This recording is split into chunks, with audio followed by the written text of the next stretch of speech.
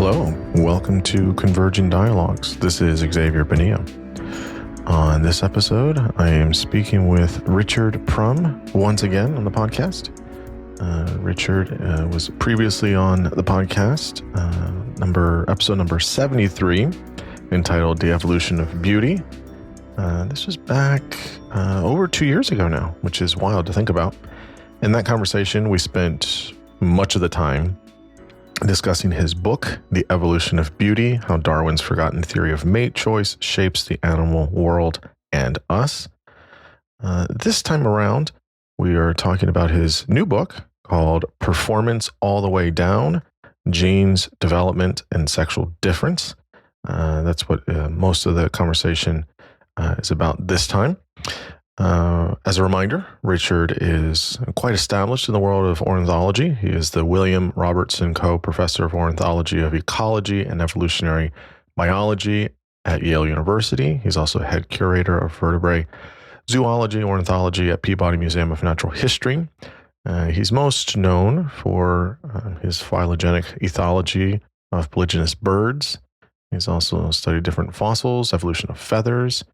And in this conversation, he's taking a slightly different approach to what he usually does. So the book, the new one, Performance All the Way Down, is not really about birds. Instead, it's about sex and gender, something that he has been really interested in. And he talks about kind of his motivations for this early in the first, bit of the conversation.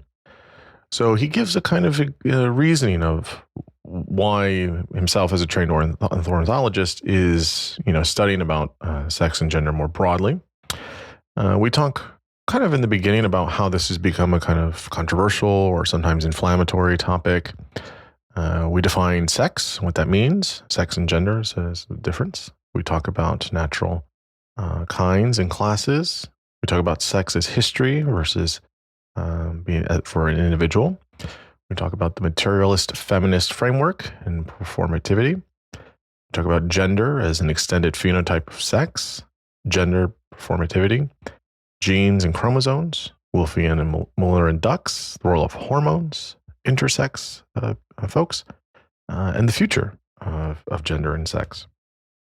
Again, obviously, this is a topic that creates a lot of controversy nowadays. And so I really wanted to get Richard's thoughts and his voice, and his book was, well researched. I liked how detailed it was and really helpful to, I think, engage with people of, all different thoughts on something so fundamental to us and that people get really passionate about.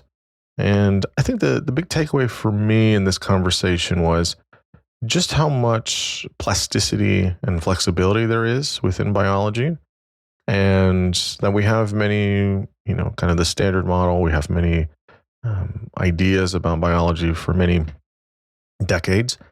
And I think one of the things is if, people are doing good faith work, good science, we update and we try to figure out where does this continue to move? Do we continue to have the same ideas? What changes? What doesn't? And I think that's at the very least the project that Richard is trying to do is, as he very, very nicely says in the conversation, he was challenged by many different things he had learned, and trying to keep moving forward in time and forward with biology. And so I think his perspective is just absolutely important. And the book is great. So big recommendation to go and get his book. As always, you can find this conversation and all other conversations at my Substack. That's the best way to find me in the conversations. You can subscribe. You can obviously share with your friends. You can contribute if you'd like, and engage in conversation there as well about all of this episode or any of the other episodes you're listening to. You can also find me on YouTube. Same thing. You can subscribe over there and follow. Shared widely. And now I bring him, Richard Prum. I am here with Richard Prum. Richard, thanks so much for coming back on the podcast. We had a fabulous time last time. You wrote a fantastic book last time. You wrote another great one this time. So you got another one out. I think if I recall, when we were talking, I think you were in the process of writing this, or you were somewhere in this stage of writing this book, and I was very curious for it. Yeah. This is a new project. It went from back burner to essential, and what you think about when you wake up at 5 a.m. kind of project. And so I'm glad it will be out in the world. Yeah, absolutely. So the book is called Performance All the Way Down: Genes, Development, and Sexual Difference. This is out through Chicago Press. It's great. I really loved it. It pushed me in some ways, challenged my thinking. I loved how specific and detailed it was. There's some really great stuff in here. So let's just briefly, I mean, people may have listened to the previous conversation we had. So just give us the 90-second snapshot of you professionally, development, or in terms of your academics and what you're currently doing at the moment. Sure. I'm an ornithologist, a bird fanatic. I work on evolutionary biology of birds. That has, over the years, encompassed lots of things from phylogeny, who's related to whom in the bird tree of life, and lots of things with behavior and courtship display, and a lot of work interested in aesthetic evolution, sort of birds as aesthetic agents in their own evolution. But some of my work is physics, and some of it's game theory, and some of it's genetics, and that mix has been really exciting. Yeah. So we talked about was it The Evolution of Beauty? Is that the title? I think that's right. It's a great book. And so we did talk a lot about aesthetics. So your background is in ornithology, and so I guess the first question people may ask, you address it in the book, so it's fair game. I'll ask you. Why is an ornithologist interested in things about gender and sex and genetics and for humans? Why is what kind of got into your crawl and said I need to not only think about it, but I got to write about it and have everyone read it and have their opinions on it? What made you want to do it? Yeah, well, the book is primarily about the material body. The sexual body, and how it grows, how it develops, and the relation between genes and the body. I started down this path because in The Evolution of Beauty, we, and in previous search with Professor Patty Brennan at Mount Holyoke, who was a postdoc in my lab at the time, we discovered that freedom of choice matters to animals. This had to do with sexual violence and coerced sexual assault in ducks. And what we discovered is that, there's something it's like to have freedom of choice, and there are evolved responses to when that's abridged and by coercion and violence. And that led me to think very specifically that this was a feminist discovery in science. Not feminist in the sense of we have a set of politics that we're going to develop scientific research on the basis of, but that we discovered that the fundamental properties of a feminist analysis of sex roles and sex violence in human cultures turned out to be sort of empirically demonstrable in animals, right? That there was something beyond the human, or if you will, post-human, about this. And so I got into that idea, but I also realized that it was a gut response. It was undefended in terms of actual feminist philosophy or analysis. So I decided that as a biologist, it'd be a really great idea to start reading in this literature. And I started with feminist critiques of evolutionary biology, of which there are whole rich literature, and then into more fundamental sort of feminist and queer theory philosophy, if you will, of the body and of gender, et cetera. And at first it was very alienating, right? I mean, these people, a lot of these authors are very pissed off, right? And I understand that. I was sympathetic with a lot of arguments. But I also felt that there wasn't the move to actually try to fix science in response to the critiques, right? And so I felt kind of defensive as a scientist going, wow, but we can do better. And then it was in fact a series of ideas, particularly from essentially kicked off in the 1990s by Judith Butler, a feminist philosopher at Berkeley, on gender performativity and other work, especially work by feminist physicist and philosopher Karen Barad at UC Santa Cruz, that about gender performativity and performativity in science that led me to sort of start going, wait a minute, there's some real connections here between biology and this particular strain of queer theory.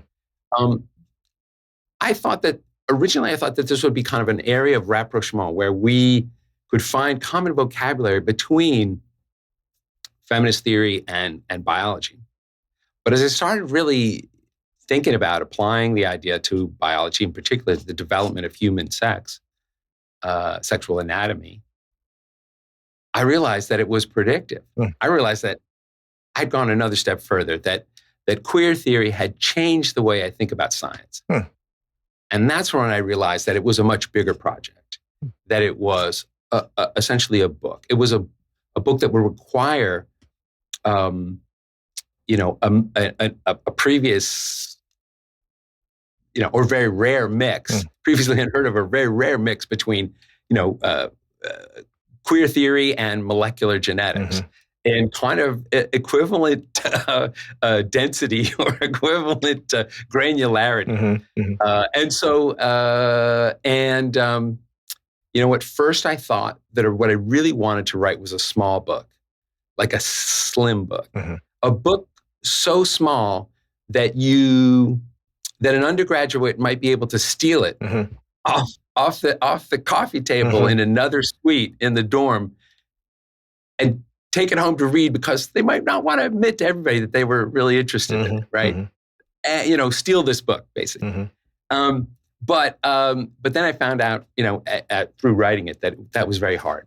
In fact, to write briefly or very efficiently about a topic subject to enough differences of opinion and historic burden as sex was difficult and ultimately irresponsible. So it became a bigger book with a lot more details, a lot more support, et cetera. So that's how I ended up here.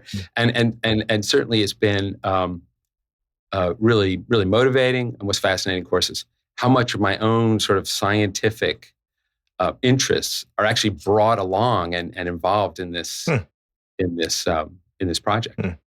Well, I can imagine that anything you write afterwards, if you write more about birds and everything about birds, it will probably be somewhat different now. You'll have a different lens now of how you're conceptualizing and looking at the data. Yeah, and I'd only say I'm only just beginning, right? The kind of some of the recommendations in the book are pretty profound, pretty major, and I would admit to readers who might think that some of these ideas are radical or scary in a sense, or challenging. I'll say, they were challenging to me. I did not start this project thinking that I would end up where I was, but I was led there by the clarity of the science, by the productivity of the ideas. And so that's when it gets really fun. But I've been as challenged as most readers will be. So the idea of sex and gender is not controversial at all nowadays. Many people are probably going to be upset about a lot of these things, and you're going to have some folks that are going to be very much aligned, and you're going to have some folks that are going to be very perturbed or upset.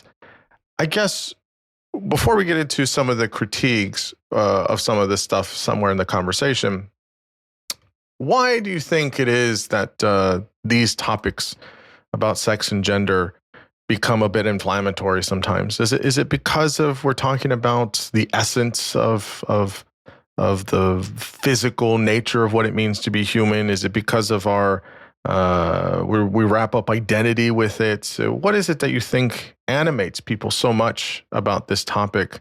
All over the place.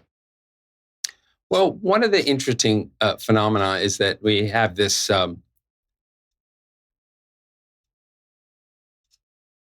both cultural diversity and historic change in what we actually think about these topics.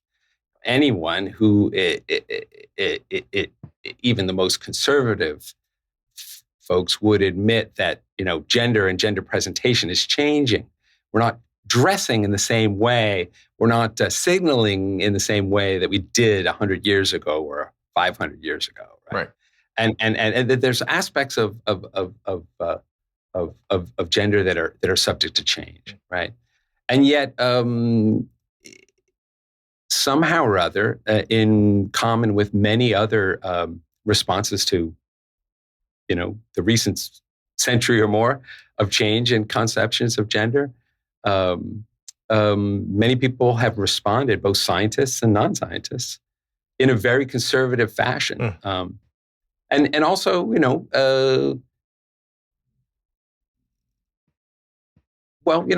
interesting, with lots of topics, we find that more exposure, more times people know a family member, a friend, an office mate, et cetera, that brings some kind of new appreciation of gender sex diversity into their own lives, the more open they become, right? Or the more accepting of change they can be.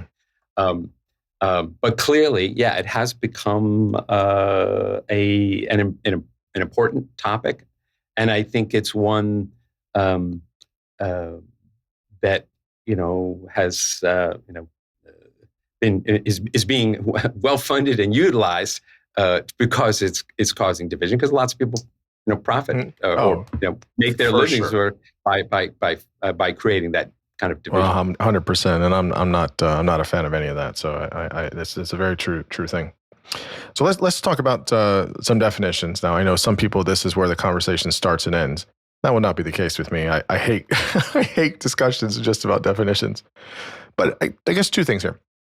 First, let's start with sex and how we think about, I guess you could say, biological sex. I guess that's kind of a redundancy. But when we say sex, what has been the traditional view? I think traditionally it's been the binary, right? And what is the emerging consensus, or much of what you talk about in the book, or where we're at now? And what is the need to show why the binary is maybe not as robust of a picture as maybe it has been for many years? So I guess that's three questions. Yeah. Well, that's a core issue. When I first approached the project, I really thought of the definition of sex as actually kind of a result, right? I mean, if I've thought through this and that point, and if I can support that idea and defend it against that critique, then at the end we can say, okay, so what is sex, right? And feel that we've come to a conclusion. But you can't write a book that way, because you have to talk about the topic already for 100 pages. So you gotta pony it up, and so I have done that in this book very early on. The first thing I'd say then is there's a lot of things that people think are obvious. That turn out, science finds out, are actually more complicated than that. One, of course, is the evident flatness of the Earth, right? When we look around us, right? Or the obvious, or the certainly seems obvious independence of space and time. And yet, science actually tells us that these things that we are so certain of, or were at some points so certain of, turn out to be wrong, or at least complicated, right? And I think that there's lots of reasons why the complicated issue of sex and its definition have been difficult for us to perceive. I think the real reason, of course, as well, is that there have been a lot of cultural forces that have been really, exploiting that difficulty in trying to make it simple. So, what is sex? Well, to me, as an evolutionary biologist, I think what we could say most fundamentally is sex is a one word that we use to describe a certain system of reproduction, usually that involves the production of gametes. Half of the DNA of one generation being recombined to make a new generation of individuals. So that's sexual reproduction. That goes back, over a billion and a half years in our history. And then another level that we talk about sex is the idea of gametes that are distinct. One of those gametes being small and motile and what we often refer to as sperm, and the other being larger and less mobile that we often refer to as an egg. And interestingly, this phenomenon has actually evolved multiple times in the history of life. So even though sperm and egg in plants, found in plants and in animals, they're not actually homologous. The ancestor that did not have that feature, right? So sperm and egg are like a great evolutionary idea that's involved multiple times. And then another level that we talk about sex is imagining, or when we perceive that there are bodies specialized at reproducing in one way or another through the production of sperm or the production of eggs exclusively, right? And of course, there are classes of plants and animals that make both of them and reproduce in both ways simultaneously. So that's kind of like the ground level. So for me, this last area, the embodied sex or individual sex, you'd say, the sex of an individual organism, including a person, it is probably best described as what I would call a cluster of reproductive homologies. That is a cluster of embodied anatomies or physiological abilities that contribute to a capacity to reproduce. Now, a lot of people would find that unsatisfying because actually we have a lot of individuals that we assign in the culture sex to, even though they're not either capable of reproducing, maybe because they're too old or too young, or sterile or whatever, right? And yet we still have, adamant notion that this youthful person that's too young to reproduce actually has a sex. So we use it in much larger ways. And that leads to a challenge, right? And that challenge has been typically that people think of sex as something that can be defined. And, this is frequent in current rhetoric where a senator will ask a witness, how do you define a woman, right? In a hearing. And of course, the challenge is, of course, that the biological literature has really had a hard time doing that, right? And so we've been kind of propping ourselves up with the confident notion that we can define individual sex. And traditionally that's been done by, over history, by a set of chromosomes, by, at some point, the roles of certain hormones. More recently, since the discovery of DNA and the advent of molecular genetics and all sorts of, particular genes having been defined as having sex. And what that reinforces the idea that individual sex is some essential fact about the zygote, the fertilized egg, right? That cells have a sex, that chromosomes have a sex, and that this is somehow an essence. That feeds into this what I think of as the most fundamental scientific error. If we look at sex as something that we can actually define, that implies that it's a certain kind of what we would call a natural kind. And this, gets into the, philosophy of ontology. In what ways are things in the world natural kinds, right? I like that chapter in the book, though. It's a little in the weeds, but I enjoyed that, though. You talk about natural kinds, distinctions. I think it's a concept that has some legs. It does good stuff, and I think it. So let's explore that. Yeah. Well, natural kinds are the sorts of things that exist in the world without us to theorize about it, right? They're really out there, and in that sense, we're discovering them. And one of the most traditional natural kinds that we think about are classes.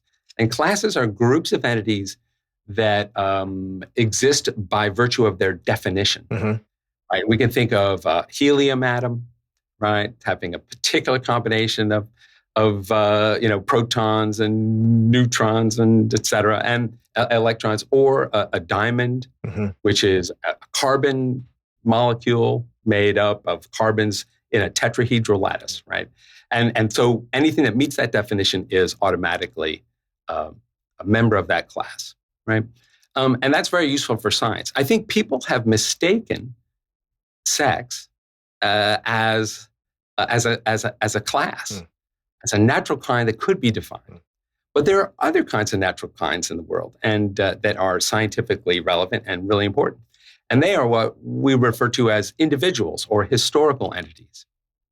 So in contrast to a natural kind like helium or diamonds, let's imagine me, right? I'm a natural, I exist in the world. Yes. Regardless of anybody's theory of it, right, and I had a birth and a ultimate death, some thriving, some possibility for reproduction, and that individuality, that persistence over time, is a kind of way of existing, and it doesn't just apply to me; it applies to things like Homo sapiens, all of humans, or all of mammals. Mammalia is another kind of natural kind. Or it applies as well to homologies, like eyeballs or limbs, right? These are things that have an origin, they have a diversification, they persist through time, and at some point they may go extinct, right? So I think that sex is actually a natural kind, a historical kind, right? And that individual sex is as we'll find out, a becoming, an individualized realization of reproductive possibilities. And so that difference between individual sex and historical sex is part of the subtlety of this argument. So I hope someday that subtlety could stand up at a Senate hearing. But it will take some exercise in thinking it through. So one question I hear about this, and maybe we'll get to it, but I guess the question I have is that for so long, and again, as science evolves and we learn more things and we do more data, we've always had the kind of in the traditional, if you will, model, this binary. And so it's very much ingrained. I mean, that's how I was taught. That's how most of us are taught, that it's this way. And so it's one of those things like it is hard once you kind of see it. And as you kind of said, this kind of essential feature of what it means to be a male or female historically. But I guess the question is that if we're taking out the terms for a minute and we're seeing there's a group of organisms that have large gametes and others that have smaller gametes. And those fit within, let's take the kind of standard bell curve, 68% or 70 or 80% of an organism. What aren't we always for folks that, or as you're saying, individuals that fall maybe not anywhere there in that kind of middle majority, these would be exceptions to what we commonly see or we most often see. And isn't it always a kind of, I guess for some people, but maybe not, but a sort of comparison that people are on the, standard deviation out 2, 3 or whatever, where we're talking about these motions where in that organism you're going to see certain differences that aren't kind of the large or small gamete or however you want to look at it. You're always kind of comparing it back to what's in the majority of things, which is still kind of that kind of binary thing. So even if you do say about classes and kinds, don't we have, is it, and I'm not saying it's the right way, I guess to say, but isn't it common that it's, well, we just see a lot of large and small gametes and they have these kind of features and it mostly falls out this way. But there are, of course, other differences, outside of the standard deviation. What do you think about this kind of framing? Yeah. So that sort of is appealing to the obviousness of sex, right? And the numbers are much higher. Of course, it's way higher than 80%. It's higher than 95%. It's probably higher than 98%, right? Of individuals developing specific structured capacities to reproduce that eliminate other possibilities, right? And that these possibilities, of course, interact in a particular way, to function. Sorry. What I really, yeah. Well, I was just going to make a note here. We would see this around many multicellular organisms, not just humans. We would see this with mammals, with certain types of plants. We would see this in other forms of biology as well. Yeah. Of course, there's a lot. There are other big variations, right? Mm-hmm. Huge number of plants are simultaneously producing ova and sperm and pollen, right? And each of those generations actually multicellular, so they don't have whole independent lives, or except in mosses, where when you look at a moss, you're looking at the haploid. You're looking at the essentially like a multicellular organism with half the gametes and the sexual phase. The sporophytes are microscopic, right? Kind of inverse of us. But yeah, so lots of variation, and in some fungi and other organisms, there are actually mating types, right, which are not self, and so this would include many more than two potential sexes within such a defined organism, right?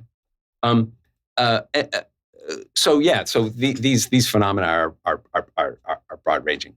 But what I want to do is distinguish between sex as a history and individual sex as an embodied within an organism, and we often smear those together or obfuscate their differences, right? In fact, going back at least 500 million years to our common ancestor was starfish. Right? There has never been an organism in that lineage, including this, human species, that wasn't the product of a sperm fertilizing an egg, and they're, developed in separate bodies that were specialized for those two things. Right? Now, in the case of humans, there had never been a human that wasn't the product of sperm, egg, gestated in a human womb, right? And that means that the origin of every life is what I refer to as a binary bottleneck. There is a binary origin to life. However, individual sex is itself, in my view, and I think very well supported by the science, is a becoming. It's not a defined or essential feature of the zygote. It is only a realization through development. And what that means, we wouldn't imagine that the zygote, the fertilized egg, has a hair color, has fingerprints, or handedness, left-handed or right-handed, right? We realize those things become through the life. And I think that sex is another one of those aspects. So I summarize: sex is a history. That history, in our case, is a binary history of clusters of homologies that have evolved through interacting with each other reproductively over many millions of years. And then, but that history cannot, and its importance, 100% importance in the production of individuals, is cannot in and of itself create an essence, an identity, an intention to the fertilized egg that is of its sex, right? And so individual sex is not an essence. It's not a binary. It is a becoming, and it's highly variable, and it includes all sorts of pathways, right? And all individuals come from some binary event. Right, which is a result of a structured interaction of those possibilities, but that still can't create an individual sexual essence.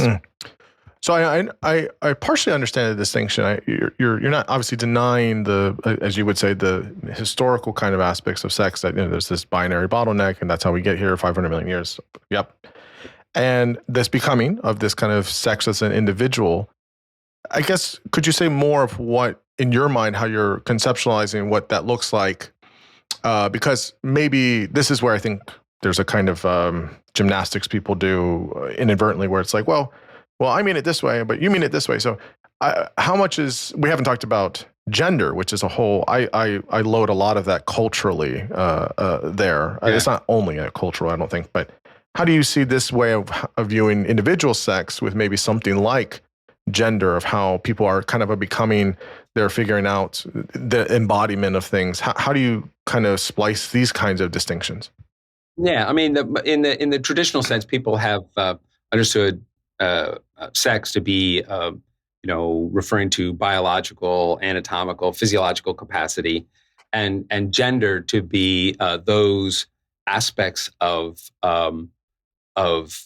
life beginning on that substrate that are culturally influenced, inflected, and functional. Yeah. Right. Yeah. Originally that distinction was very sort of progressive. Feminists wanted to distinguish between gender and sex because they wanted to argue that, wow, culture is something we can change. Biology may be harder to change, and we're not comfortable the way gender expectations on women are naturalized as biology, and keeping us in a subservient situation. But however, more recently, as other sorts of gender sex variations, including sexual orientation and trans experience and intersex experience, have all been sort of influencing feminist and queer appreciation of this matter. People have started to reduce the distinction between gender, sex, and speaking of them, simultaneously. One of the important reasons to imagine gender, sex as a combination, a rejection of a dichotomy like nature, culture, or mind and body, to create a whole view, is the way in which science itself, in its analysis of sex, has taken up theories of and ideas about gender and then reified them, made them real in the science, so that the science of sex being influenced by gender. And the fact is that it's almost impossible to do that unless you're actually willing to accept this cultural influence and then analyze it for yourself in your work or your own work. So there's that complicated history. I think we still need the words to refer to the anatomical, biological, physiological, and to the cultural, and yet knowing that in reality they have this feedback and simultaneity to them in all of us. Yeah, you mentioned the gender sex kind of distinction here. This is from Van Anders, I believe, her work. And I used her term because I think it's the most appropriate way to address this combination. And of course, it includes starts with a substrate of sex. We couldn't imagine, for example, in a if there were an organism that was entirely clonal, that had no sexual reproduction whatsoever, we couldn't imagine that it would have gender. So gender necessitates some kind of sexual reproductive substrate, but of course expanded in all sorts of cultures to include all sorts of other things that are not sexual. So it begins with the sexual and expands beyond. Just as a clarifying point, some people make this claim, whether it's true or not, that because we see differences in, I guess you would see it maybe as the individual sex as opposed to historical sex, that people will think that there are 6 or 7 or 8 different sexes. That's not what you're saying. Is that what you're saying? I'm not sure there. No, I'm not saying that. I would say that, actually, accommodating gender sex, right, as a phenomenon, and also, I don't think these categories are actually that productive, any of them, really. And so, in that sense, 2, 6, I don't think that does much for us. I mean, the history is binary in our lineage, not in fungi or elsewhere. But I would move away from and one of the things in the title, genes, development, and sexual difference, right? The phrase sexual difference refers to discussions of variation in the reproductive and sexual anatomy and physiology in the absence of categories, right? And as opposed to sex difference, which is a whole tradition of research on the difference between male and female, right? And so I think that this is biologically really productive, and also scientifically productive, and it's actually in common or lined up with this move in feminist and queer theory to think of gender sex as a complex phenomenon. So tell us about, you mentioned it in, I think, an early part of the book, this kind of materialist-feminist approach for understanding these issues. And you talk about kind of Judith Butler's idea of gender as being performative, how language and metaphor are used in science. You do talk about queer biology as being important. So I stick with, I guess, for a minute, the gender performativity, what your understanding of what she means by that and how you're looking at that within biology, and why is that a better framework, I guess, than maybe, kind of traditional ones? Yeah. Well, maybe the approach is to take a little bit different than the actual chapters in the book, but a path that I think takes us as quickly as possible from genes and genomes to queer theory, right? And then in this case, how and also addresses in particular the idea of the body as a becoming, as a performance, if you will. And that is, we're very used to the genome being described as a blueprint, right? I found the earliest reference to the genetic blueprint comes in the 1950s, even before they'd figured out the codons, the actual series of base pairs that actually encode each of the amino acids that go into a protein sequence. So they're still trying to figure that out. They're already calling it a blueprint. And then just a few months ago, the NIH released a new human pangenome, an effort to categorize the diversity of human genomes in a new way that takes into account maximum account of human diversity. And the director of that program described it as an effort to categorize the human blueprint, the genetic blueprint of humans. So this is an enduring idea.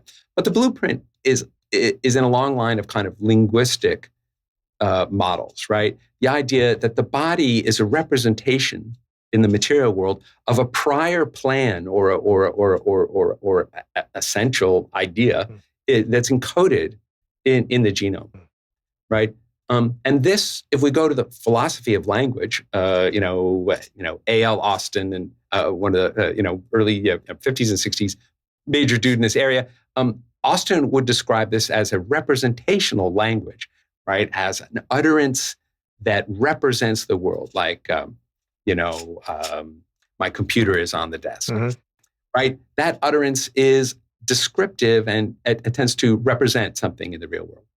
But Austin distinguished representational language from what he called performative language that performs a social action, right? But rather than representing. So imagine the wedding vow, I do, or the statement, I think I'll bet you $100 it's going to snow tonight, right?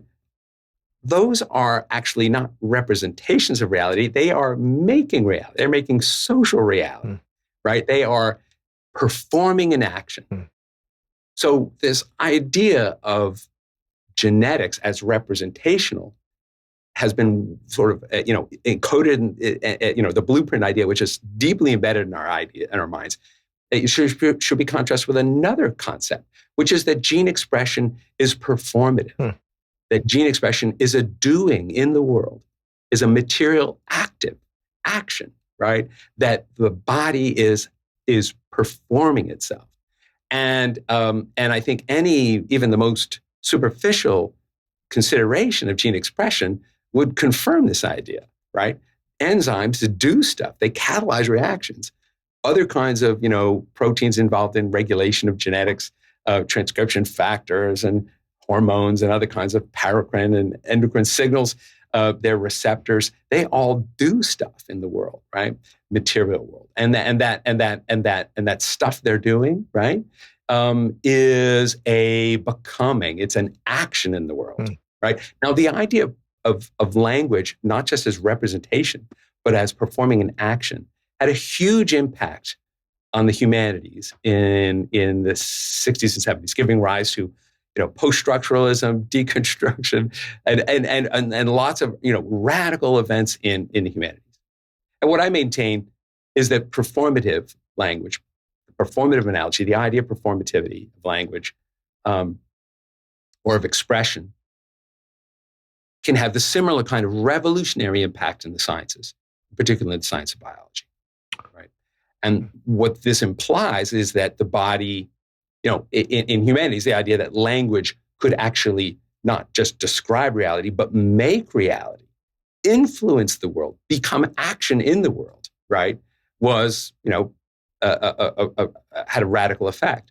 And once we see that biology is obviously about that, that means we reject the blueprint and come to a performative analogy for genes and gene action. And what's fascinating is that there is no area of philosophy or academics where performativity has been more central to the discipline than queer theory.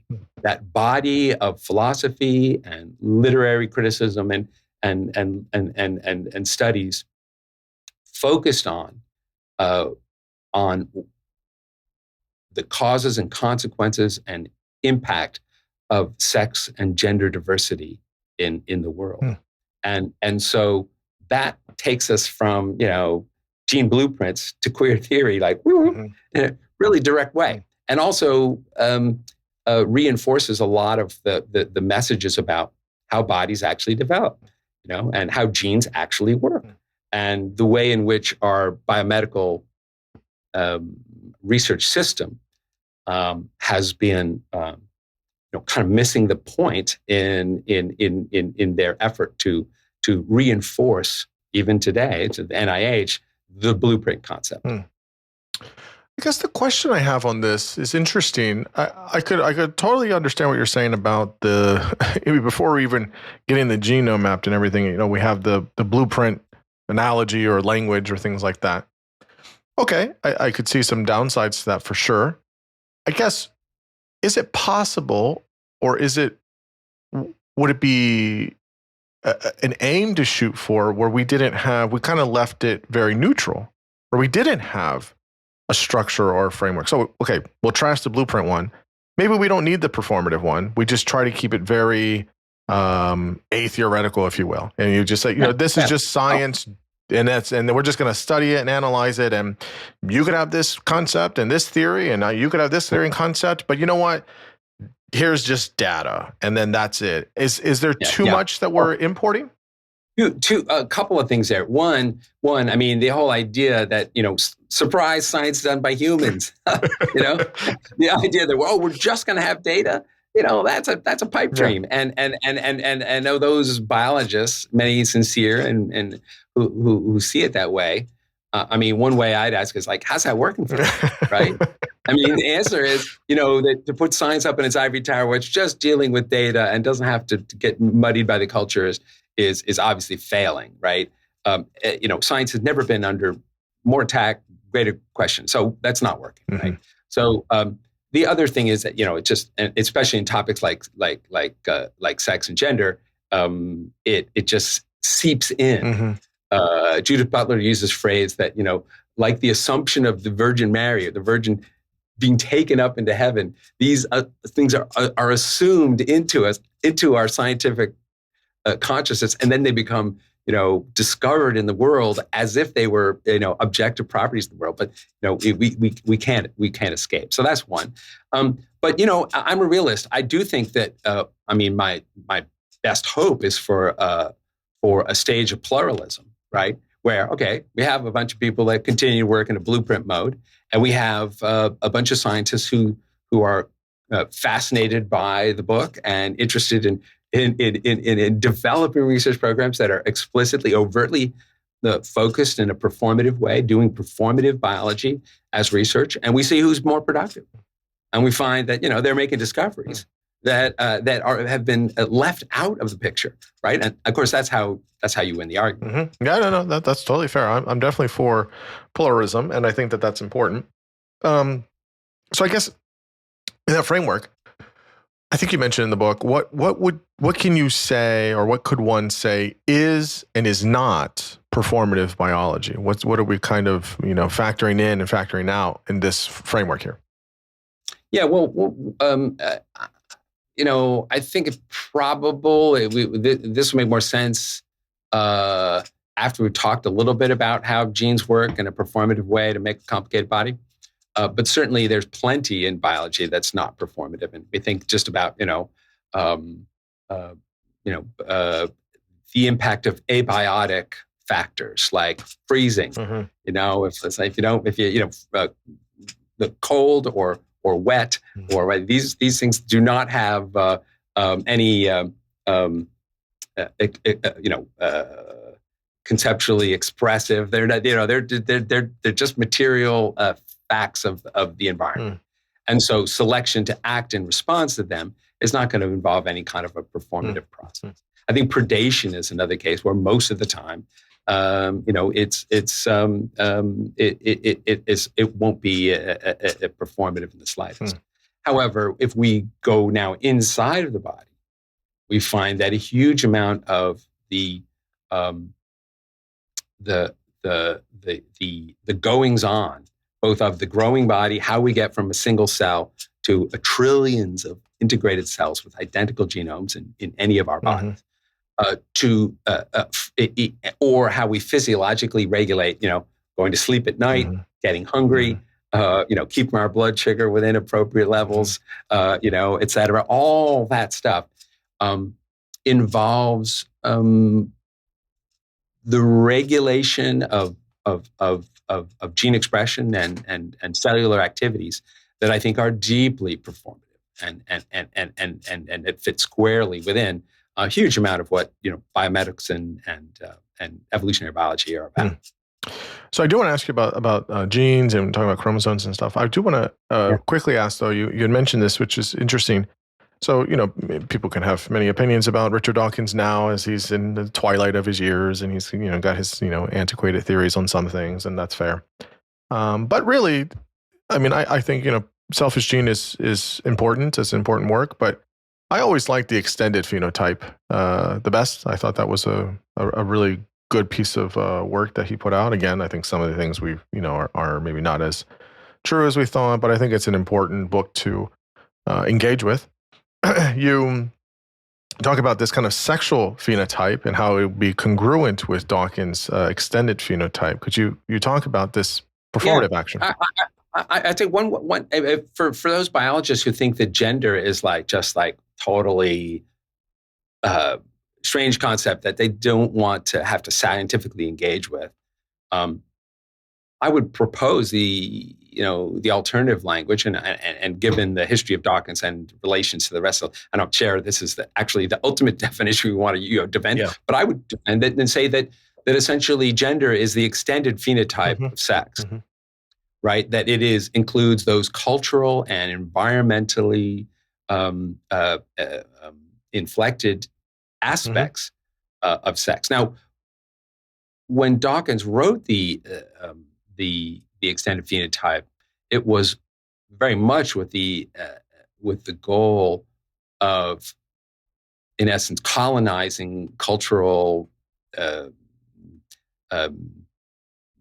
itself, cultural thought, with the concept of adaptation by natural selection. So in his case, he had elaborated or intellectually elaborated the idea of those impacts of the phenotype that are beyond the body, that exist in the world of culture or even the physical world, like a beaver dam, but that are also influenced by that. And his idea, of course, that meant that culture would be adaptive too. Well, of course, I think that, although its extended phenotype is a very productive concept, I think the idea that it's going to prevent culture from having its own phenomenon, from having its own autonomy or agency to actually determine things, including things that are not, many things which are not adaptive, is obviously very important. So that's the way I would propose it. Very differently from him, but I think it's also very realistic. No. So tell us about, obviously I've talked about it here. Many people have talked about, genes, and they've talked about DNA and the role of cells and things like that. But I guess in terms of how is the genome performative as opposed to just representative? And then you can talk about chromosomes as well and things like that. Sure. Well, let's do, I think you asked me even earlier, but I diverted. Let's go and just cover like gender performativity, right? The original philosophical proposal. This started with Judith Butler in 89, 90 and elaborated. It was an incredibly influential idea. And it was a reaction to the idea of, early on when gender was identified, it was identified or theorized as a construction, right? That we construct these concepts and then people occupy them and then we can unconstruct them. And actually it was many feminists who realized, well, that doesn't make sense because obviously people are bringing a lot to this individual, to their own gender, right? Some people are very satisfied with what appears to be offered, and other people just have a lot of friction and difference, right? There is something constitutional that people bring. And so Butler in particular wanted to identify that and also to identify the specific mechanisms by individuals that develop gender, become gendered, if you will, both through their own agency, their own direction, their own constitutive idea of themselves, and also in interaction with the world. In particular, in what she characterized as discourse, series of communication, structured events. So in that sense, the idea was that gender develops individually through a kind of social discourse with the world. What does that mean? That means interactions with parents and peers and authority figures and the law, all of which provide subtle, not so subtle, verbal, nonverbal messages about what kind of gendered behavior is appropriate for what kind of people or which individuals in that culture and time. So it has both a theory of how we individually become gendered. It has lots of other structured and really cool ideas. The agency of individuals, that they're bringing something, but that agency is not alone. It becomes realized in discourse, communication with other agents in the world. And it also has other properties. It's an account of how gender becomes very conservative or can be constrained in ways. And at other times and places, how it can be innovated, how it can be transformed. So it's a theory of stasis and innovation at the same time. And then lots of other cool details. In one of the most effective sentences, or to me, like profound sentences in this literature, Butler wrote that performativity is the capacity of discourse to produce the phenomena that it regulates and constrains, or to reiteratively produce the phenomena. Reiteratively, what does that mean? That means each individual becomes gendered on their own, in their own place and time, right? And that it happens over and over again in each generation, right, of individuals. And discourse, that's the communication, and to produce the phenomena that it regulates and constructs. And when I read that sentence, for the umpteenth time, I finally understood. I realized that's one of the most efficient descriptions of molecular genetics that's ever been written, even though it was conceived entirely independently of the topic. And that's not an accident, right? I really think that performativity is a discovery about becoming that was made in queer feminist thought that is actually deeply true of biology, but biology, for its intellectual and empirical structure, has avoided discovery. And so, so how do you see it? How did you make the jump then to seeing how does this work in biology? So let's back off and think about how we go from a single cell to a trillion cells in a beautifully integrated body with all sorts of complexity and all sorts of capacities, right? Amazing thing. It's just, it's just sort of stunning complexity to imagine. Of course, that's the area of developmental biology, right? And what we've learned since the discoveries in the 1980s by Jannie Nusslein-Vollard at the Max Planck Institute for Developmental Biology in Tübingen, Germany, she and collaborators discovered in the 1980s that there are genes whose function is not in making the material body, the stuff of our the actual materials, but in regulating the expression of these genes, controlling how these, and what they are involved in is actually in signaling. So we know about hormones, right, which are signals, chemical signals that come from glands, organs at various positions in the body. They're released into the bloodstream, and then they cause effects or they're sensed by different cells. How do they work? Well, those cells have to create a receptor, and those receptors and those hormones bind, and that binding initiates a cascade of events in that cell. Now, there are a whole parallel communication system that happens at the neighboring cells. They release molecules into the nearby environment, which diffuse to nearby cells, bind to receptors on those cell surfaces, and have the potential to influence those cells. What is going on? Well, what's going on is kind of like an organized becoming through discourse, through discussion. Cells are literally saying, I don't know, you want to become a liver? I don't know, I can become a liver. Okay, well, let's all decide to be a liver. And then they stop talking to other cells that are not becoming a liver and end up with a private communications, molecular communications, right? These have both extracellular, like paracrine, what we call diffusing elements, hormonal elements, and then lots of complexity within the cell.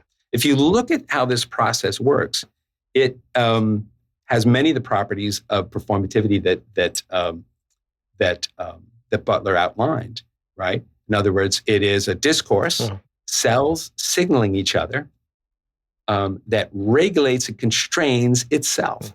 That is the only thing that's helping these cells make decisions about becoming a liver or a kidney or skin or bone cell are these networked molecular communications among other such cells, right? It's like a group community event. It is a social event among the cells of the multicellular body, right? And that's a radical kind of reframing of a lot of research that is completely consistent with this idea. It's interesting. One of the challenges I'll just offer up right away is agency. Well, are the cells making decisions? Who has agency? Right. What do you mean? And it's like, well, in human cognition or philosophy, we think of agency as a capacity for a contingent response. Usually, it's contingent on what we think of as a mental state. I'm hungry, so I'm going to go eat, right? Or I'm mad, so I'm going to go yell at that person. Or I'm sleepy, I'm going to go to bed, right? So it's that mental state that our actions are contingent that gives us this agency. Well, it's quite obvious, if you look at, say, an amoeba chasing around a bacteria, right? It has agency. It is hunting, right? Yeah. And that's an individual cell. We, going back, more than 1 billion years in our, common ancestry. Well, we got trillions of such cells, right, in the body, right? To imagine that somehow they're under the control of, for example, selfish genes is frankly, kind of silly. And the only way we can get that idea across is to prevent ourselves from thinking about it. But in fact, the agency of cells is only extending the agency of selfish genes that everybody universally imagines as, logical, to other things that actually act in the world. Because genes, what do? They just sit there. They're acted upon. They get reproduced by other things. They survive. They replicate, but they ain't doing nothing. right? It's a cell. It's the other cells and other molecules that are actually doing stuff in the world. And of course, that means that they're performative, but it also means that they have agency, right? And so if anybody's comfortable with the idea of selfish genes, they should be comfortable with the idea of both discourse and agency in the complex multicellular body. That's an interesting comparison. I haven't heard that one. It's interesting because as you were talking, I just had a conversation with Kevin Mitchell, who wrote a book called Free Agents. And he basically talks about free will at, free will. I mean, there's an agency that's going on at the cellular level. And the pushback I gave on this that I think he's got elsewhere, but it's a compelling argument. I'll give him a lot of credit. I don't dismiss it out of hand. It's the best argument I've heard for free will. I'll put it that way. It's like, well, we don't know that they have agency. We're inferring based on what we know and things like that. But also, can we take a human concept like agency or free will and then map it on to something so small as a cell to say that it has what really becomes the question here is intentionality? And how could we know that? How can we know it has intentionality? And you know what's ironic, of course, is that for over 50 years, people have been arguing that genes have all this stuff. And those same people have been arguing that that's the only agency they're in. that gene level selection, selfish genes explain it all, that the body's just a vehicle for the propagation of genes. But of course, that's like irrational. Yeah. Right? You know, and what's really gonna make the difference is empirically, does understanding the agency of cells and the agency of groups of cells and the agency of organs and the agency of tissues actually matter in science? Yeah. And the answer, of course, is that yes, right? And that the idea that genetics is the actual answer to all of the interesting questions in science is only made possible or only made tenable by the idea that we think when we're studying tissues that we're actually studying genetics of tissues, right? It's there, right? And so this is going to be empirical and empirically decide whether this concept of agency actually has worked. But I think it does. I mean, one of the interesting things that, at the sort of edges of evolution of developmental biology, we're realizing that tissues or cells in tissues, like in the limb bud, for example, maintain various mechanisms. We don't actually know for all anatomy how they do this, but their membrane potentials electrically are synced together. They may be doing this with tiny little tubes, or they're actually sharing cytoplasm, et cetera, right? And then together in aggregate, they create a zone with a particular membrane potential, but electrical charge. And then that electrical charge actually influences gene regulation, right? And so the only way you can study this is by studying the electrical charges achieved by anatomically or physiologically coupled aggregations of cells in the body. Right. And a lot of interesting work being done on that area. And the genetics are like, but they're discovering this because the mutations that disrupt these are mutations of ion channels and other such maintenance of membrane potentials. Right. And so that's a kind of neat area where unless you actually think of this group of cells in aggregation having agency, you're not going to get the biology right. Yeah, no, absolutely. I had a conversation with Alfonso Martinez Arias. He wrote this book called The Master Builder, and it's all about cells. And, he kind of makes the claim of, look, we've overemphasized genes for so long, 50, 60 years, and maybe some of that was important as the science was new on it. And probably in the beginning, it was like, yeah, this is new, or, we're understanding this, we're getting the genome mapped, like all this stuff. Like, there was obviously going to pendulum swing that way. But, his case is that exactly what you're saying. Cells are doing the work. They're the ones that are doing all the hard labor here. And really a lot of the interesting things about us and what's going on inside of us is in the cells and the different types of cells and all of these different components to it. And that's not to say that genes aren't important. And obviously you don't want to overemphasize cells either, but it is the bigger point that I take from all of this in terms of cells and genes and agency, and maybe intention, is it is very hard for me, for I think most people, when you have something very confidently educated to you, or people have done the research themselves and they have these things, and we hold on to the idea we like, and we say, yeah, this is true, quote unquote. And then you do more research and you do more science and you test it and you challenge it and you're like, oh, we're learning more things and we need a new model and we need a new way of thinking about this. And that is very hard for people to let go of the way that they've been thinking about things. It's very difficult. Yeah. It's definitely difficult for me. It's difficult for a lot of people. But I think that's where you see all this stuff come out. It's certainly difficult for scientists, right, too, because a lot of times, we get invested in the way we think about things and the way we're trained, the actual tools that we have been applying, and they get super invested. And so one of the appeals, I really hope the book is for young people.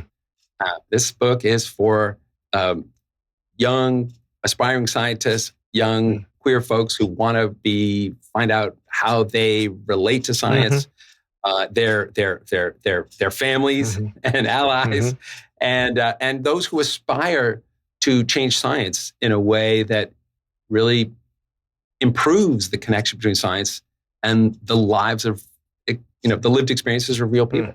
And so they're going to change the science by carrying this forward, and, for sure. And then it'll just become good science. Yeah. So I want to ask, in the middle of the book, you get into some of the details, and we can traverse different points here. So we haven't talked about chromosomes, and for a long time, when people were talking about sex, they would always talk about, well, the 23rd pair is the sex chromosome, and you have the XX and the XY. Maybe just tell us about, historically we've understood it this way, but what is, again, this kind of emerging consensus on the saliency of chromosomes or not, and any other new ways in which we're thinking about this? Yeah. Well, it's true that for a long time, if you open up a textbook, right, you'll see the sex determination systems in mammals is described as chromosomal, where XX is female and XY is male. And, that being the possession of the Y and with one copy of the X leads to a certain outcome, and the possession of the X and X done. And then, but we've actually discovered over the last 30 years that one particular gene on the Y, called SRY, sex determining region on the Y, it got its name from what they called it before they actually hunted down and found out what the protein was that made there, right? And it has a potentially difference-making impact on development of the gonads. In the case of humans, fascinatingly, we start off with the development of reproductive systems prior to the differentiation or the determination of whether those gonads or systems are going to be appropriate for producing eggs or sperm, or delivering sperm, or gestating an embryo in a womb, right? So we start off with sexual anatomy that is bipotent, or could go in various ways. And when SRY is present, it begins at about day 44 after fertilization to be expressed, turned on in certain cells within the bipotent gonad. The gonad's already there. And its function, it is what they call a transcription factor.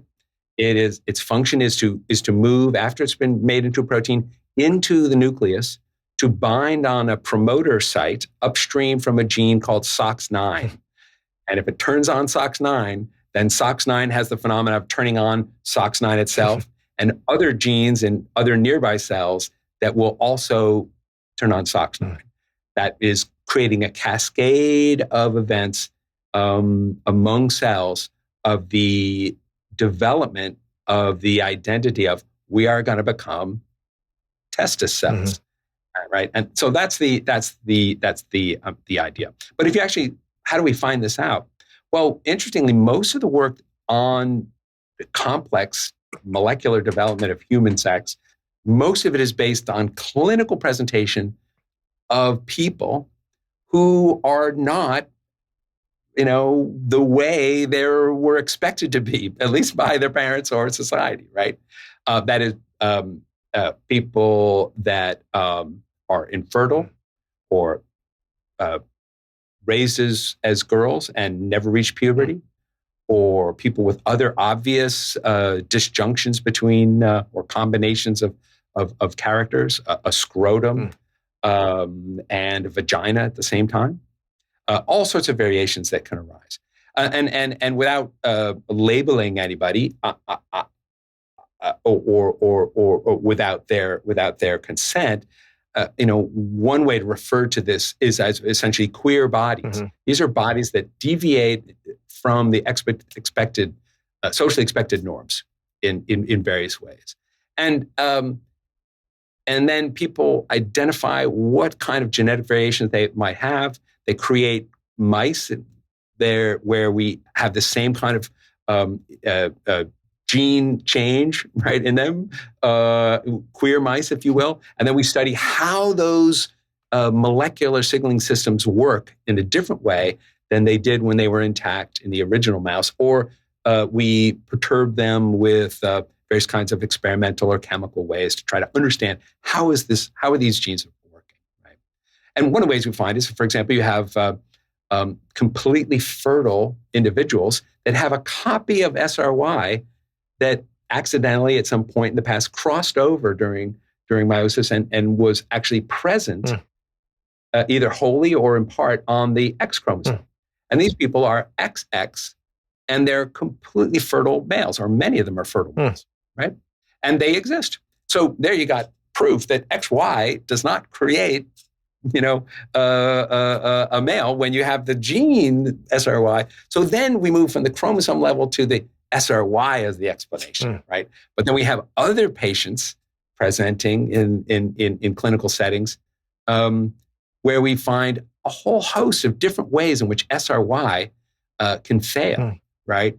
Or where SOX9 can fail, or where other sorts of any of the many cascade, the literally dozens of players involved in the realization of complicated sexual body play. And so what we get in aggregate from the consideration of variation in sexual morphology that exists in human populations at, not extraordinarily rare. We're talking 1 in 2,000, 1 in 1,000 for some of these major changes when we start observing them.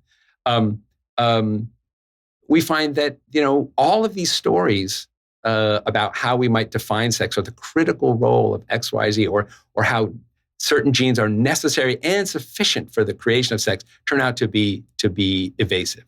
Why? Because some other genetic variation, each one of these genes actually functions through a network of other genes, upstream and downstream. And those other variations matter. And this gene can't actually determine anything. The SRY is often called the master switch. It's the master of nothing, right? It cannot determine anything. If anything, it has been characterized as, with all sorts of, a degraded, decrepit gene on a degraded chromosome, right? It has numerous problems, and that phenomenon shows that sexual bodies are a becoming that is the product of this discourse, all of this molecular signaling among hosts of cells, both paracrine signaling, cell signaling, and in the case of many XY bodies, hormonal signals as well.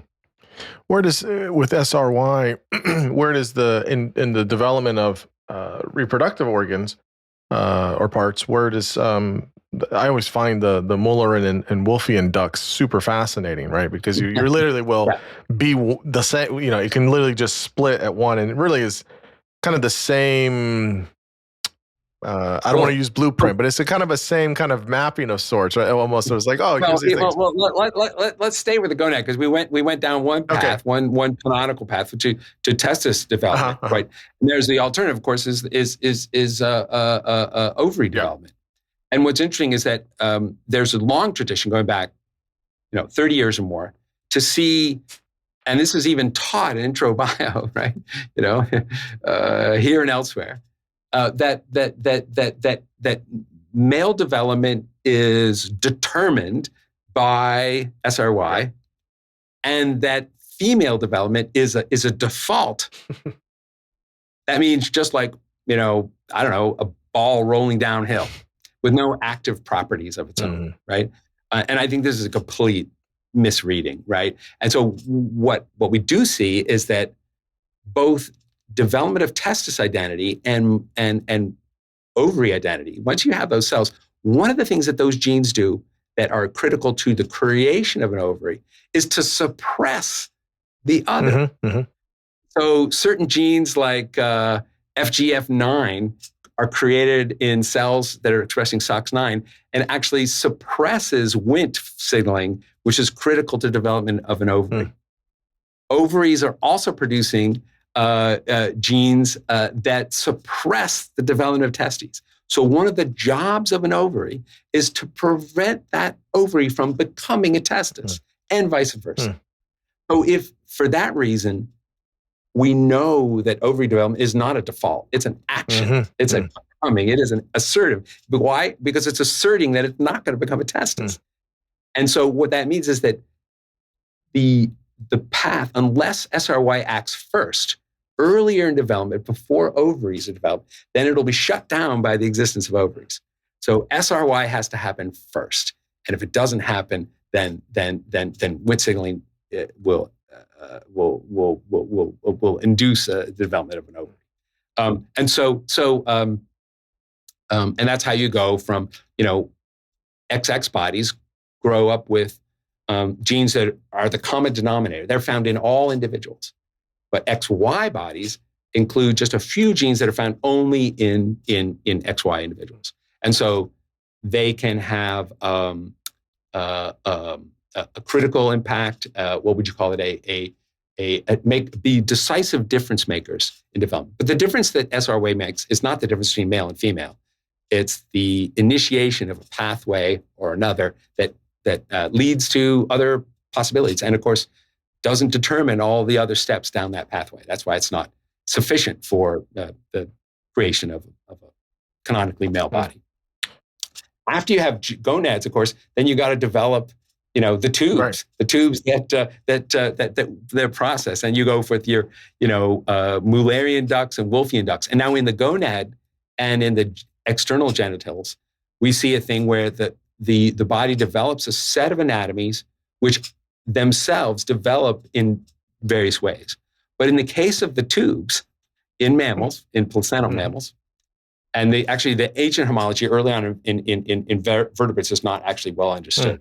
But we have the embryos develops two sets of tubes. And in one case, one is abandoned and the other are developed. And the opposite, the other is suppressed and the other one's developed. Right, and those are the Wolffian and Müllerian ducts. Now, in XX bodies, typically in the presence of an ovary, the Müllerian ducts, which are double, start fusing at the cloaca or at the what will become the anus, essentially, or the cloacal opening, and then they zipper together to create the inner portions of the vagina. And ultimately, they stop zippering together, and the fallopian tubes are the areas where they're not zipped together. So they have this developmental event. In the presence of a testis, however, the anti-Müllerian hormone will knock out those Müllerian system, and the Wolffian system will develop into the male reproductive tract, but typically in response to hormone signaling by the testis. In this case, dihydrotestosterone, which is inside each cell, created from testosterone released by the testis and floating around in the bloodstream. So then we get this bifurcation. And what's fascinating, of course, in developmentally is that many different kinds of variations can occur. They are all what you would call discourse moderators or discourse changers, right? So if you could have a problem where you're not making the hormone, you could have a problem where you're not receiving the hormone, and both of those will lead to the absence of that event, right? Or, for example, if you have problems sensing testosterone in the body, your testes will make anti-Müllerian hormone, which will knock out your Müllerian ducts, preventing the development of any of them. But also, the absence of testosterone signaling will lead to an absence of complete development of some of the other the Wolffian duct tubes. So lots of other combinations can occur within embryonic development. Yeah, and I understand. I guess that this is in placentals. You don't have to talk about it, but in marsupials, it's a little bit different. Actually, the tubing is is very different. No, well, one of the fascinating things about sexual development, and this is a more evolutionary argument, is how amazingly variable it is. Yeah. So you think, here we are, making testes or ovaries is evolved, in our common ancestor was starfish. We're talking over 500 million years ago, right? Yeah. And you'd think it's like, and there are no new individuals getting made without them. So you think they're as critical as possible to fitness, to evolutionary, to reproduction. And yet the way in which you actually do that is wildly variable, right? And it's like, you'd think, set it and forget it, like, hey, this is it. It's set it and forget it, right? But, but no, you can't do it. And why? And so what's interesting in monotremes, platypus and echidna, they have, echidna has 5 X's and 5 Y's. So if you've got X1 through 5, X1 through 5, 2 copies of those, 10 X's, then you're female, and 5 X's and 5 Y's, you're male. And it turns out they are historically unrelated to X and Y in us, right? And so that means they're, the same kind of chromosomal differentiation with what we call heterogametic males making sperm that have either all X's or all Y's, and therefore having an influence of, maybe a decisive influence on the chromosomal contributions of the offspring. So they have heterogametic males, but completely evolutionary independent of us. It's discovered independently. So that's fascinating, because that means that the common ancestor in which fur and mammary glands evolved did not have XY chromosomes. So the mammary gland is older than the X chromosome, older than XX, right? Which means that there is, there's nothing essential about XXness and provisioning, the mammal provisioning of through milk, because it's so what is essential about the body that could be alternately determined by these kind of X chromosomes, or as we see in birds, males are ZZ and females are ZW. Female birds are heterogametic. They lay an egg that has genetic variation that can contribute to sexual development of the offspring, right? And of course, as I started out, ducks have a penis that's homologous with the human penis. It's shared from a common ancestor, and yet in birds, it's a result of having no chromosomal differences. And in mammals, it's a result of sometimes having chromosomal differences. And so what could be essential about the zygote, about the body, that could be alternately turned out by a totally different mechanism, or as we see in crocodiles, temperature dependence? And the answer is nothing, right? So the evolutionary argument also supports the kind of absence of essentialism that's core to the performative idea. where does the role of hormones fit in here? This is another piece that people have talked about at different points and different ideas on this. But in terms of the development of reproductive organs, or just the development of humans, where does, in terms of sex and things like that, where does hormones actually fit here? Yeah, well, what's interesting, of course, hormones have similar impacts to what I call paracrine signals. The paracrine signals are released by neighboring cells, and they just diffuse literally in the space between the cells, and then are inflated. But hormones are systemic. A gland, pituitary, testes or ovaries or what have you, adrenal glands, make these molecules, and they circulate in the blood where they are basically exposed to every cell in the body. And those cells that actually express receptors to receive those signals have a potential to respond, right? So they're systemic, if you will. And actually, that's another way to look at the agency of cells, right? I mean, they have agency to either listen in on some hormone or just ignore it, right? That's part of cell development, is to decide, or for the cell itself, what kind of communications am I going to attend to? I'm going to listen to. So obviously, in the adult body or after birth, at puberty, hormones produced by the gonads have a big impact on secondary sex characters and on the production of reproductive biology.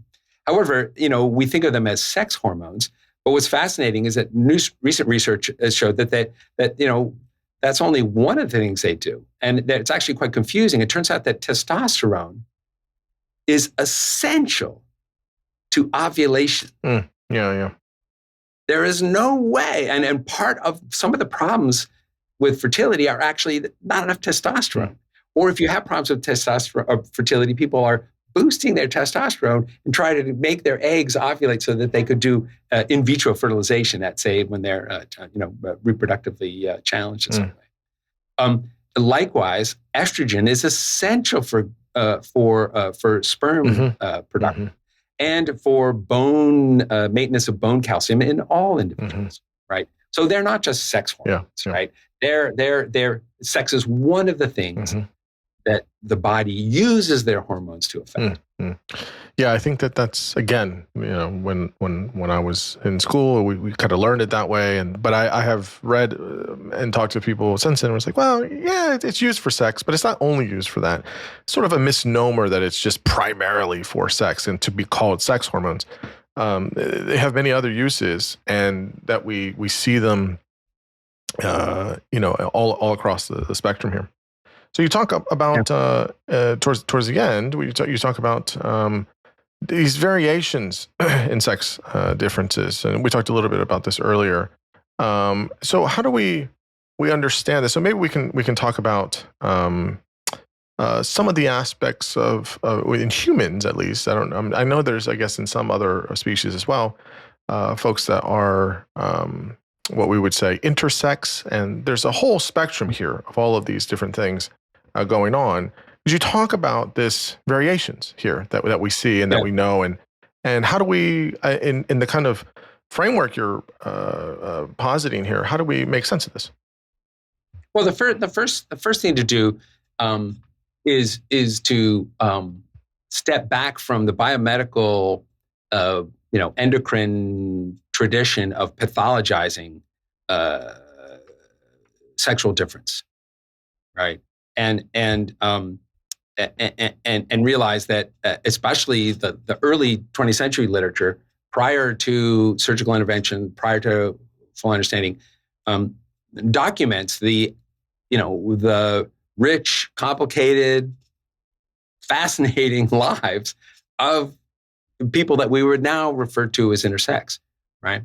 And unfortunately, in the study of sexual variation, sexual difference, is been used by the biomedical community to constantly reinforce the existence or the concept of a binary, right? So you take these queer bodies and queer individuals and you study them, you identify genes, and you say, oh, this is how that's broken, right? But from a performative perspective, when we realize that bodies are not realizing or representing a sexual essence, but becoming themselves in a reproductive way, intersex and other sex differences are not evidence of the binary gone wrong. They're evidence that the individual sexual binary doesn't exist to begin with, right? And so each one of us is becoming in a path using the what I would call historically derived resources available in the genome to achieve the phenotype. And of course, the vast majority of people end up in a target area with a capacity to reproduce in certain structured ways, right? But many do not. And I mean, myself, I tend to shy away from the term intersex, although I understand it as an important and powerful cultural and political organizing tool, because I think it reinforces the idea that there are two binary things to be in between.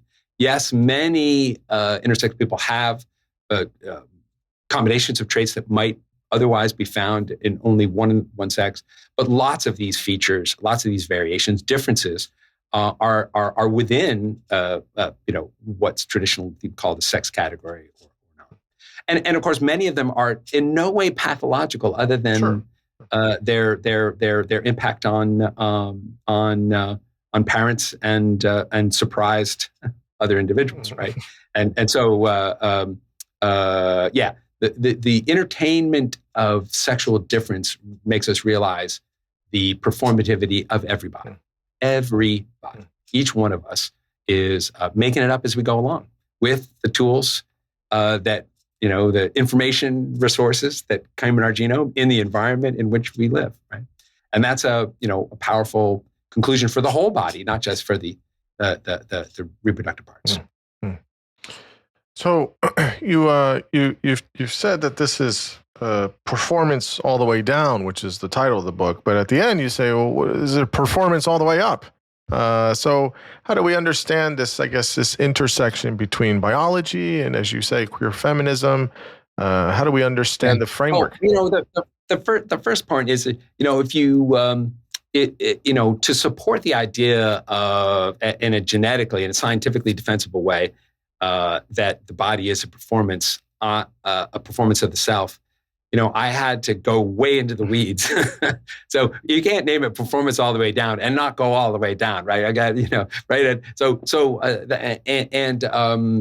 it's a bit exhaustive, but I think that's also a feature that shows, it's not just about one story. It's about all these stories and all these myriad of ways in which, variation arises, sexual difference arises, right? So, but of course, the project also is to reconnect biology to the culture in a new way that's productive. And so in the last chapter, Performance All the Way Up, I wanted to go, okay, well, let's given we've established evidence of the performative body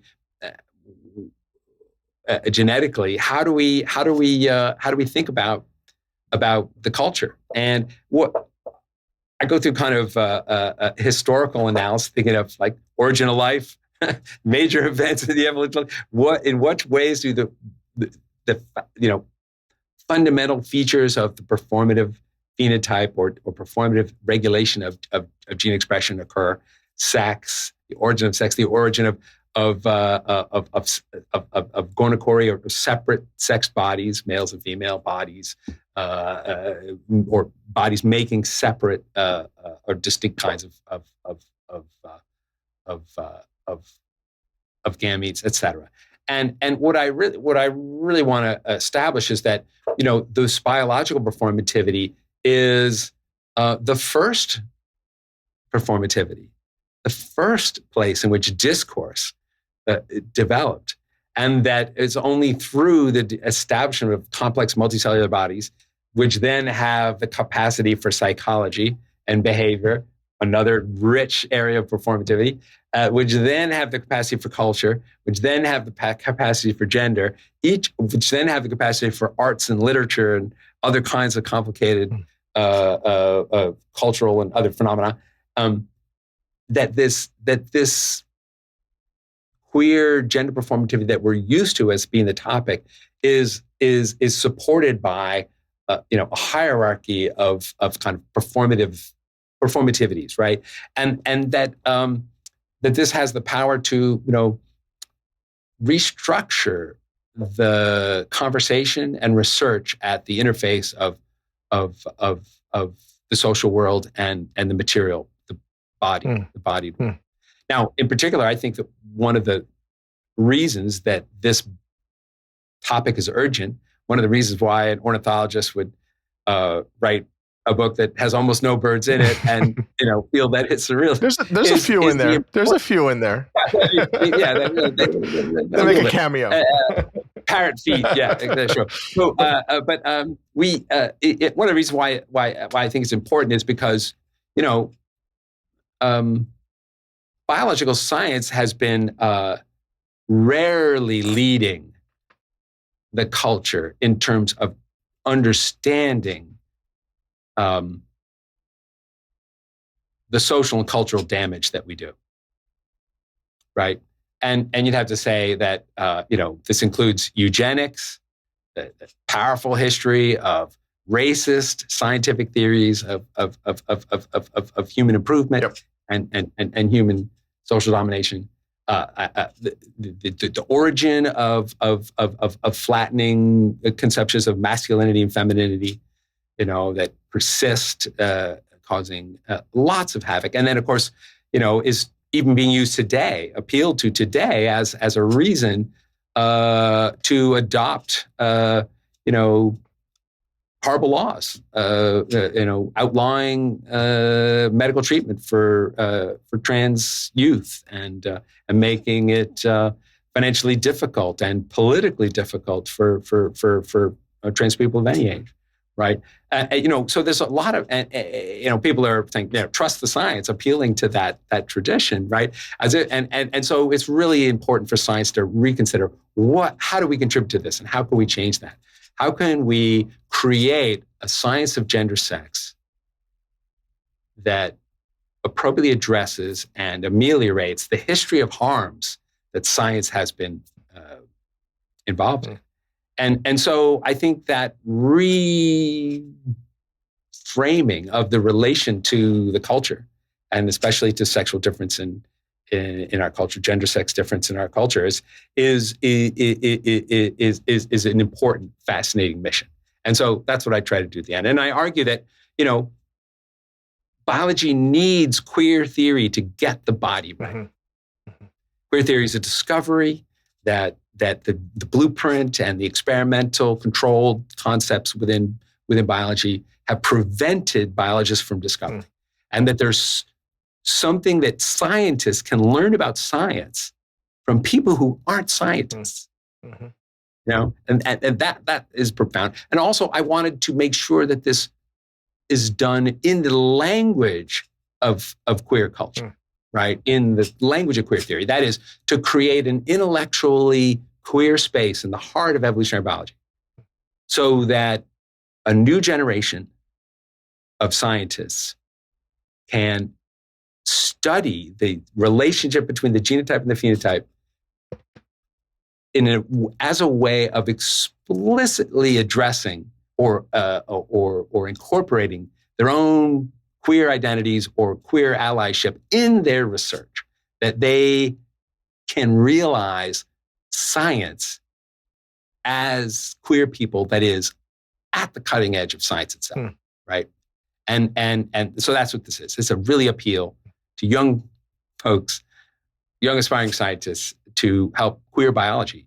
Now, why queer biology? Well, I think there are going to be a lot of upsides. But in fact, on the long term, once this is, queer is always a relative term, not specifically any defined thing, but always a response or a difference from the normative. And I think over time, as these ideas become incorporated and mainstream. We begin to change the textbooks, begin to change how we think, begin to fund science, understanding the hierarchical formativity of the body and that's relation to psychology and culture. It'll just become good science, right? It won't be queer anymore. And that's the long term. That's what I'm aspiring to. Yeah. No. You lay it out very nicely. The book is called Performance All the Way Down: Genes, Development, and Sexual Difference through Chicago Press. Anywhere you want to point people to, Richard? Any place in particular? Sure. Well, I got a copy right here, so that's what it looks like. Yeah, that's great. Yep. You can identify it across the room in a bookstore. Get it wherever books are sold, and maybe because it's academic press, it might be harder to find in every Barnes and Noble. But if people go out and buy it, maybe that'll change. Happening soon. Well, look, this was so much fun. I was so happy to get you on again, and really just kind of marching us through all this stuff in such a clear and really informative way. And I hope it just creates more discussion and dialogue with people. So I'm so happy that you did this. It's always fun having you on here. Big thanks. Thank you, Javier, and really great to have the opportunity to at length and with care talk about all these topics. But hopefully it's clear as a bell in the book. Absolutely. Big thanks. Thanks so much.